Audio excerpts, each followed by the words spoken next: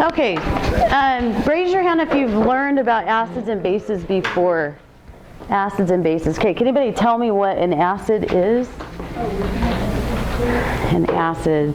Okay. I can tell you like on the scale, like it's anything like 7 or above, or the pH scale. Okay, so on the pH scale, acids are going to be 0 to 7, and then bases are going to be 7 to 14. Okay, so beyond that, have you guys learned like the definition of an acid? I'm just wondering what you know. No? Yes. Sort of. Okay, do you remember the definition? Wait, I thought you said have you used it before? Or like more, like how acidic, okay, yeah, well, yeah, never mind. No? Okay. All right. So I'm going to give you a definition for acids. So it really has a lot to do with what it has to do with is how these chemicals behave in water. So it's some substance dissolved in water, okay? Like hydrochloric acid, you'd have to put it in water or else it's not going to have a pH. So that's really what gives it its pH, is how it behaves. So what it is that acids release more hydrogen ions than hydroxide ions. And if you already know those ions, that's great, but if you don't, I would write the name at least once here. So this is a hydrogen ion, and then this is hydroxide.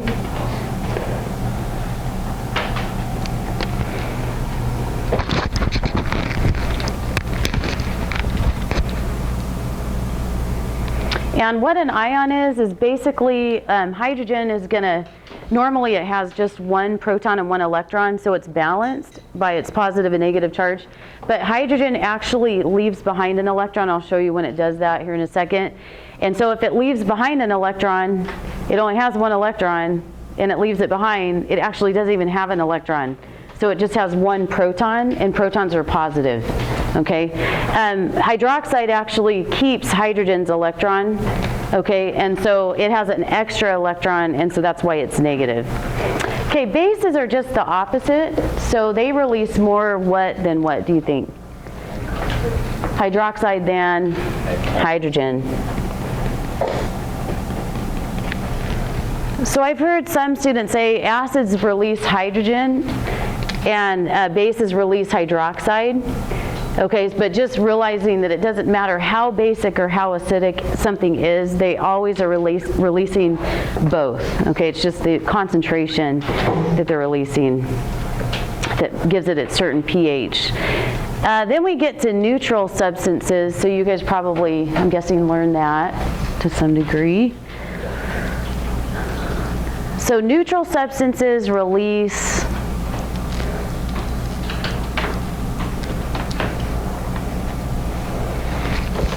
what do you think?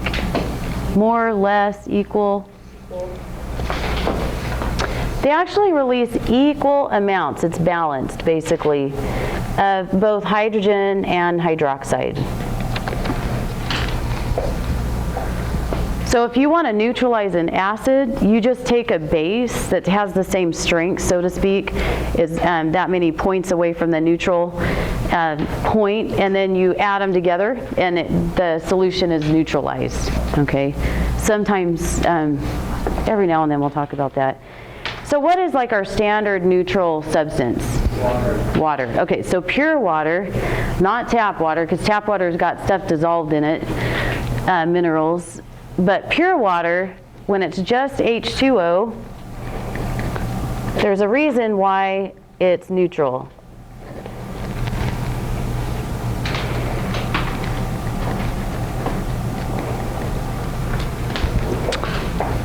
Oh, you know what? Yeah, it's fine. I was going to say I shouldn't have put those charges in, but it's okay.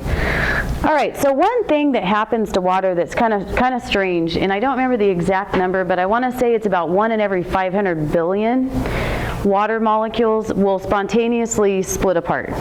And they say it's from the kinetic energy and the polarity of the other water molecules around it. So when it splits, it loses a hydrogen.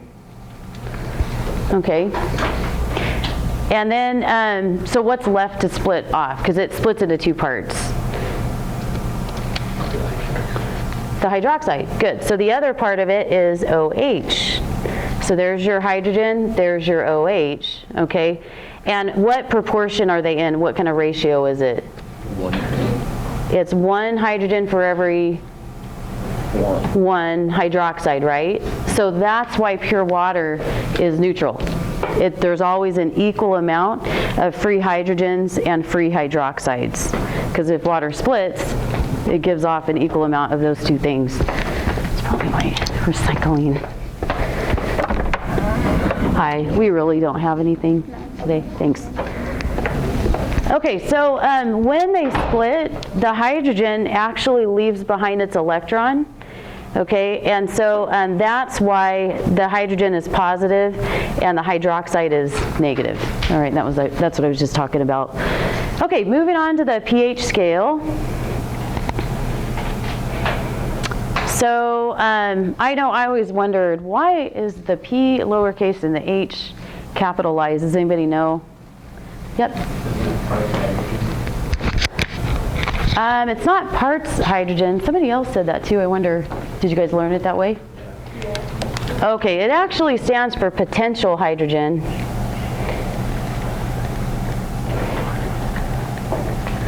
So why is it capitalized, the H?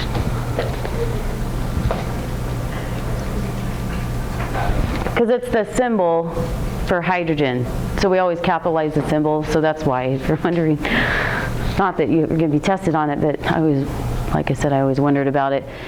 All right, so what is pH? It is a measurement of hydrogen ions. It's the potential amount of hydrogen that you can have, basically free hydrogens in a solution.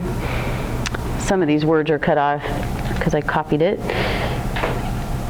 Therefore, it directly correlates with hydrogen ions and not hydroxide ions. Okay, so I just want to make that really crystal clear, because this is where it starts getting a little confusing. Because a substance is always releasing a certain amount of hydrogen and a certain amount of hydroxide, but pH only correlates with hydrogen.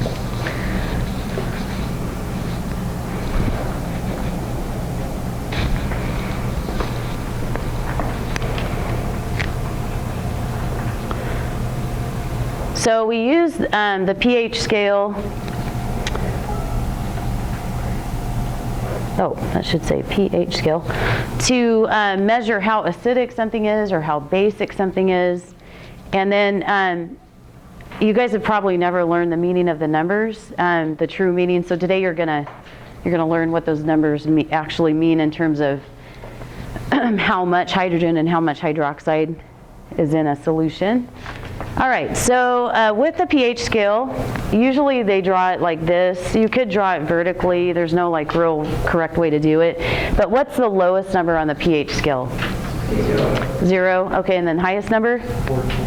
14. Okay, good. And then neutral is represented by 7. So in the middle we have the neutral reading at 7. And so where would the strongest strongest acids occur? pH of 0. Okay, good. So strongest acids are here. And then 7 is neutral. So you would say that a pH of 6.9 would be like a weak acid. Okay, and then the strongest bases occur at pH 14. Yeah, so strongest bases are way over here. And then the weak bases are close to 7, all right? So if you think of it in terms of, and you should think of it in terms of hydrogen and hydroxide, which one should be releasing or should have the most hydrogen in the solution? Out of this whole scale, what would you say? The most hydrogen? Strongest acids. Okay, and which substance or which pH should there be a lot of hydroxide? OH negative. Right, so over here we're talking about a lot of hydroxide in the solution. Over here, a lot of hydrogen. Okay, all right, so moving on, we're going to learn the numerical values of those pH levels. So just know that I'm not filling all the numbers in, but it goes 1, 2, 3, 4, 5, 6, 7, okay? So what do the numbers mean?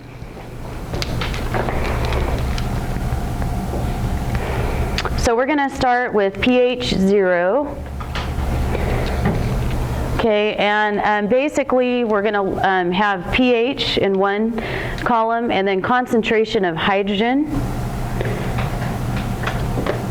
ions, and we measure that in moles per liter.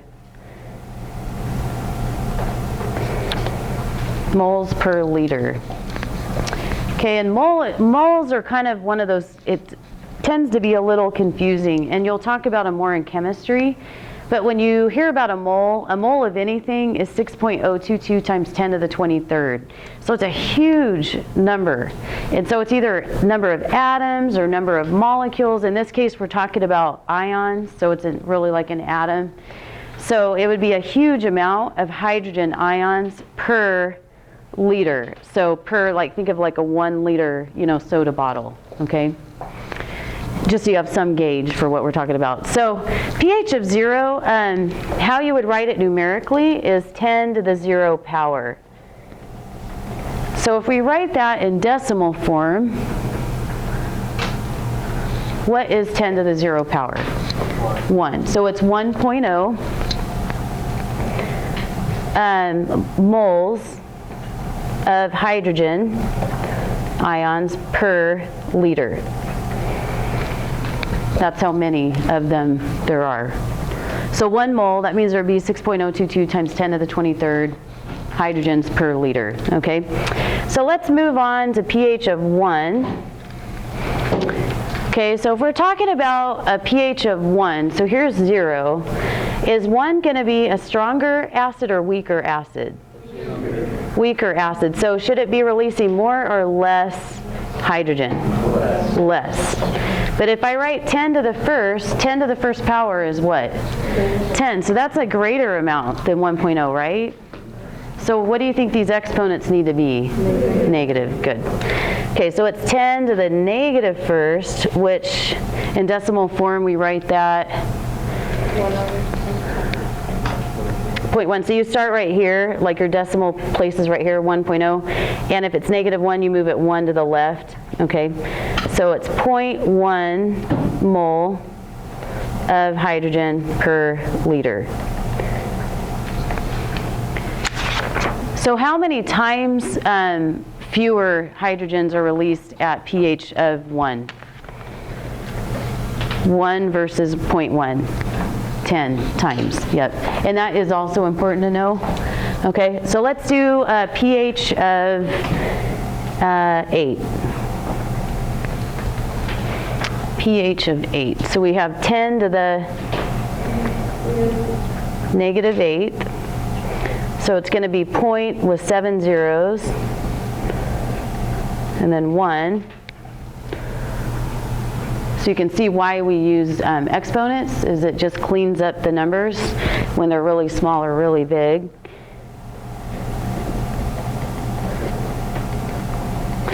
So a pH of 8 means that, is it an acidic solution or a basic solution? Basic. Okay, so bases are 7 to 14. And there shouldn't be a lot of hydrogen, right? There should be more hydroxide if it's basic, right? So now our hydrogens, it's still releasing it, but they're getting really, there's not a lot of it. Okay, and then let's do pH 14.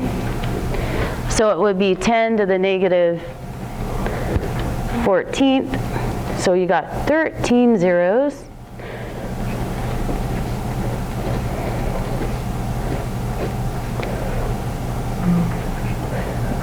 And that should be moles of hydrogen per liter.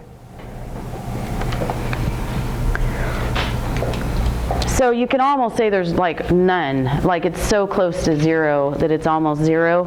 But is it still technically releasing a little bit? Yeah, okay, so that's kind of the point, is even though it's not releasing much, there is still some. Does that make sense in terms of what kind of substance that would be if it's at pH 14? pH 14 is a strong Base. So it should be releasing a ton of what? Hydroxide, and not very much hydrogen. Okay, so it's not releasing much hydrogen. Okay, so here's the twist. You have to know how much, so the hydrogen's kind of easy because it directly correlates to the pH scale. The hydroxide, it takes a little more thinking. Okay, so the question is, how much hydroxide would a substance release at pH 3? Okay, so if it's pH 3, how much hydrogen is it releasing? 10 to the what? Negative third. Okay, so hydrogen's pretty easy. Hydroxide, a little bit harder because there is no hydroxide scale. You just have to kind of picture it in your mind if you even want to visualize it. You don't have to, there's a trick to it, but I don't want to just tell you a trick without you understanding it. Okay, so I'm going to have you go ahead and draw an imaginary hydroxide scale.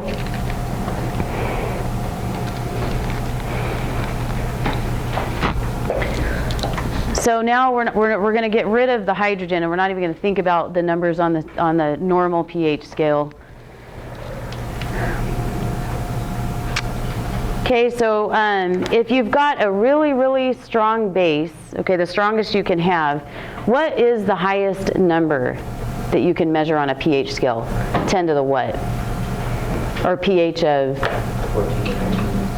This would be pH 14, okay, but it's a really, really strong base, just like the really, really strong acid. Where was that? 0. So it was 10 to the what? 0. So at pH 14, let's go ahead and put our pH numbers in, just to keep those the same.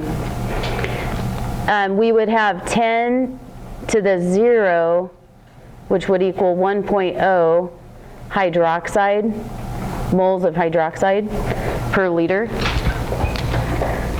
Because that's the biggest number you can have, is just 1 mole, okay, when you're talking about the pH scale. Okay, so if we look at 13, pH of 13, we're getting a little weaker in terms of the base. So that number, the next number should be smaller in terms of hydroxide. Okay, so it would be 10 to the negative first, okay, and so that would be 0.1 moles of hydroxide. And then 12, you would have 10 to the negative 2, and then 11 would be 10 to the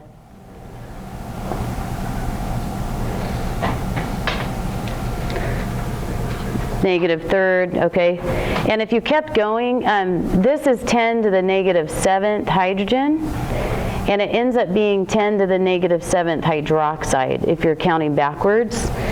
And the definition of a neutral substance is that they release equal amounts of hydrogen and hydroxide, right? Okay, does anybody see the pattern yet, or the trick?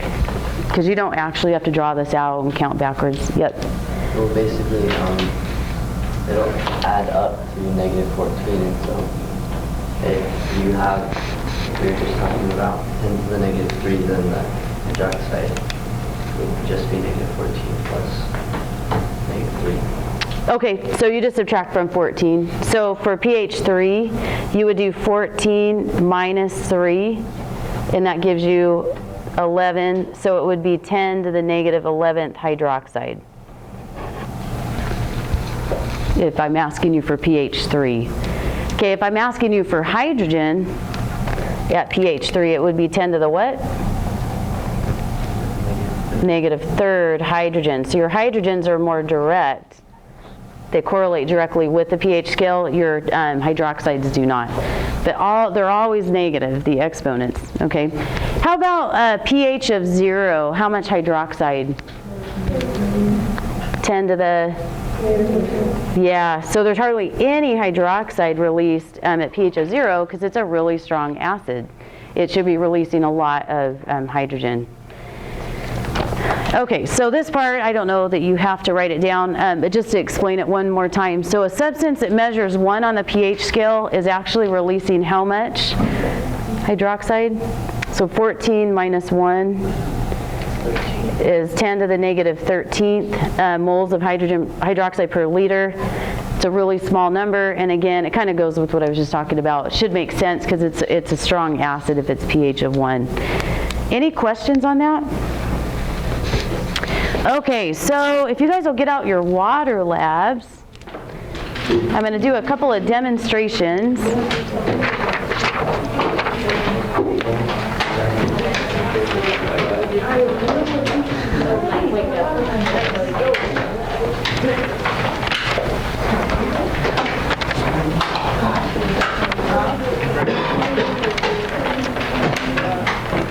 Did you need these?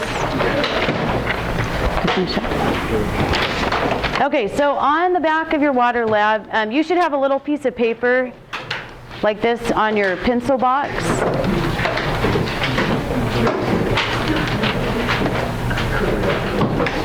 And then you don't have to write the question down, but on the back of your water lab, just number 1 to 6.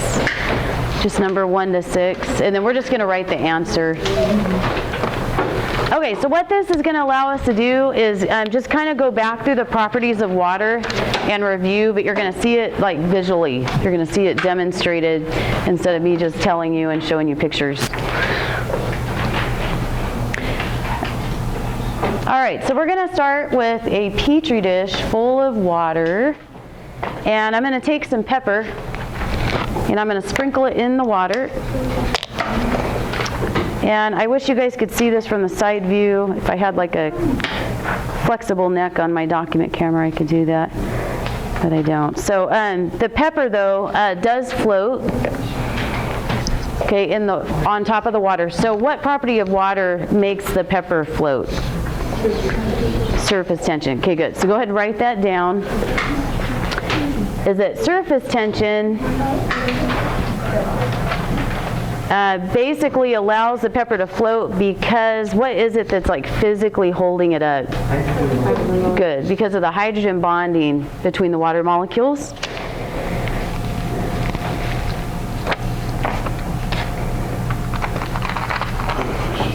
Okay. If you like push the pepper down, will it flow back up or will it stay at the bottom? Yeah, if you push it down, it actually, for the most part, just keeps floating.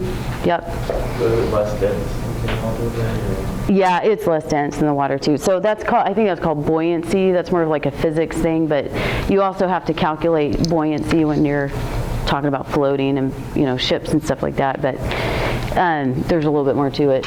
Okay, so game tonight, right? Yeah. At Mountain View. We're going to kick their butts.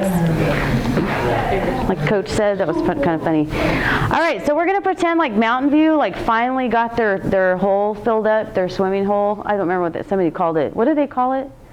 There's like the swimming pool they dug, but they never finished it, so they keep it covered up. What? You didn't know that? I didn't know that until today. Somebody told me. All right, well, let's just pretend like they finally got their swimming pool done, and they're floating around in their swimming pool before the game. And a Rocky Mountain Grizzly comes along, and he wants to get in the pool too. So what is on the end of this toothpick is detergent. So watch closely at what happens when the grizzly jumps in the pool. Are they scared or what? Okay. All right, so getting back to properties of water, what happened to the pepper when the detergent was added? Yeah, it scattered, it spread out. And then try to think about what we talked about yesterday with detergents and surface tension. So what did it do? And by the way, now the pepper, a lot of it is starting to fall and drop to the bottom of the Petri dish. Yeah, they're all drowning. No, okay, that's bad. Drowning. So, any ideas what happened? Yep. Did the detergent like disrupt the surface tension? Yeah, it does disrupt the surface tension. So what does that mean? You can kind of see physically what's going on. So if you have detergent that's on the toothpick, okay, you've got the polar end of the soap, and then you've got the non-polar end.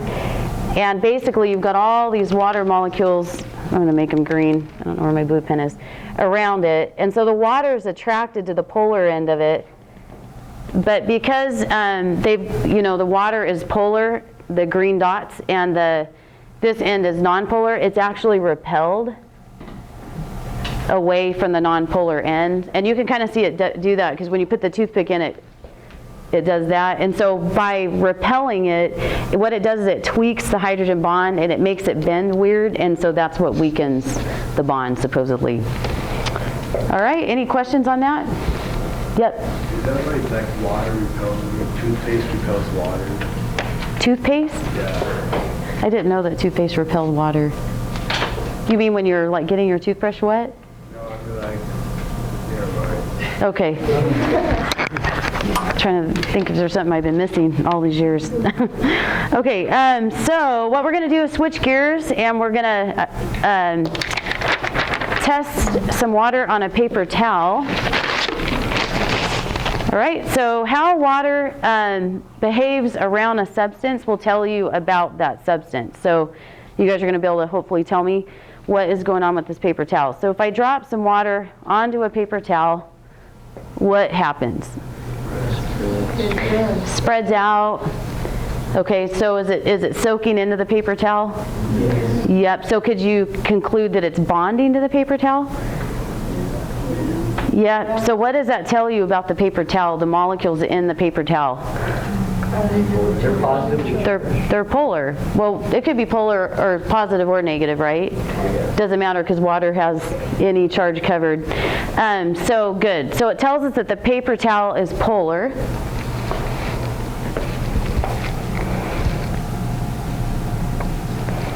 And paper is actually made of wood, right?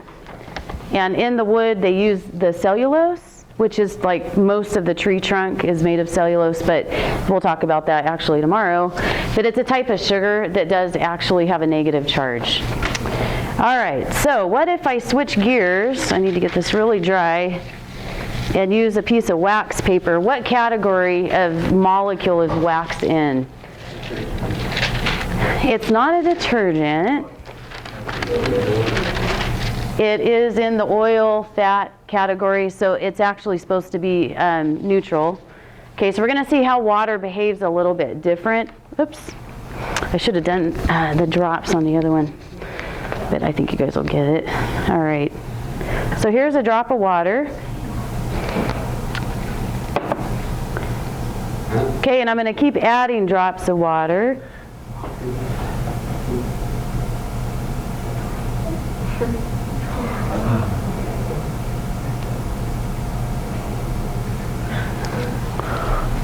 Okay, so what happened with that? Oh, I know what's going on. This is leaky wax paper. It's going through the bottom of it. Shouldn't be doing that. Maybe if I fold it over. I couldn't figure out last period what was happening.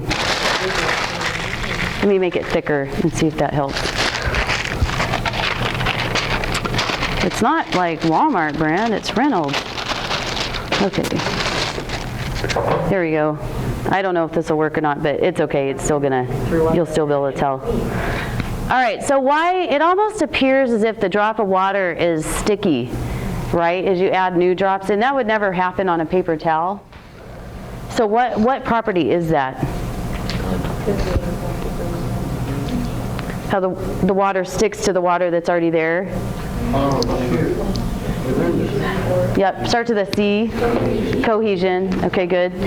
So it says, what happens to the drop of water on the wax paper when more is added? The water that's added sticks or is bonds basically to the other water, or the water that's already there. But it's almost more sticky than it normally would be. Like if you kept adding it to a paper towel, it wouldn't, like if it was a distance away, it wouldn't grab it up like it does here. So really there's another property that is kind of taking over, even more so than cohesion, or more prevalent, I should say. So it's exposed to the atmosphere.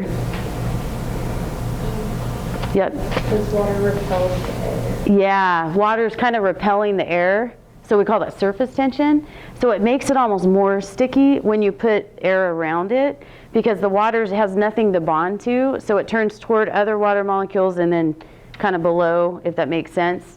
And so it almost becomes, like I said, more sticky, and you can kind of see that.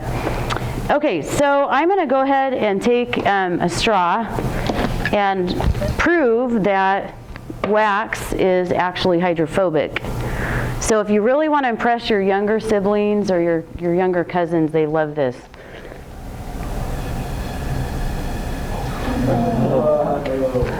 It's almost like magic, right? So could you do that if it was soaked into a paper towel? No. And so again, it's not bonding to the water or to the wax, because the wax is what? Hydrophobic. Good. It has no charge. Okay, so that's why it doesn't stick. All right, and so if you could see the side of this drop of water, it would actually have a little bit of height to it. So that's another, like you can do it on a penny, and the water actually gets pretty tall if you've ever tried that. So you just have to kind of take my word for it. But I'm going to go ahead and take a toothpick, and do you think if I stab the water with the toothpick, it will collapse? No? Okay, so we'll see. So I'm going to stab it. Doesn't really seem to affect it much. Okay, what if I put detergent on the end of it? You guys are acting like poor water droplet. Okay, so here comes the detergent. Watch the water droplet.